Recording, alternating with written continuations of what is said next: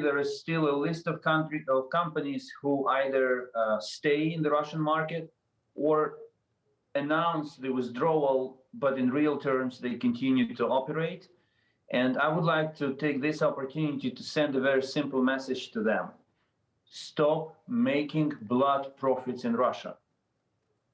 Every dollar you make or euro you make in Russia is stained with Ukrainian blood. But aside of the moral part of the moral ground of making business with Russia, there are also practical considerations. You all see that Russian government is unpredictable in terms of making business and doing business in Russia.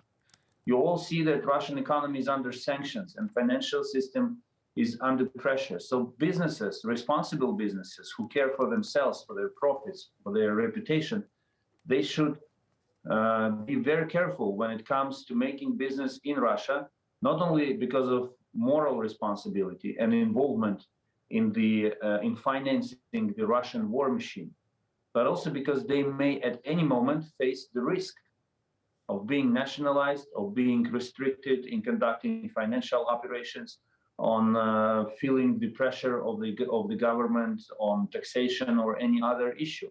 Russia is now one of the worst places to do business. And this is why I call on every company, every responsible company to withdraw. But as we speak, the assault continues. What really captured the hearts and minds of Americans this week was the shelling on that hospital in Mariupol that had a maternity ward. And still, the sanctions continue, but the shelling also continues. Do you think the sanctions are actually working, Minister?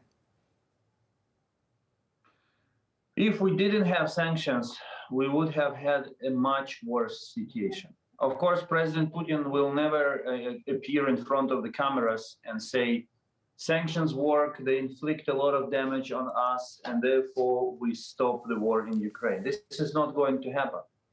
But he feels the pressure. He understands that he threw his country into a huge problem, and it mitigates, it has an impact on his decision-making. Yes, he did not stop the war now, but it would have been much, much more worse, even worse than it is now, if we didn't have a strong, consolidated response, sanctions response from the United States, from G7, from the European Union.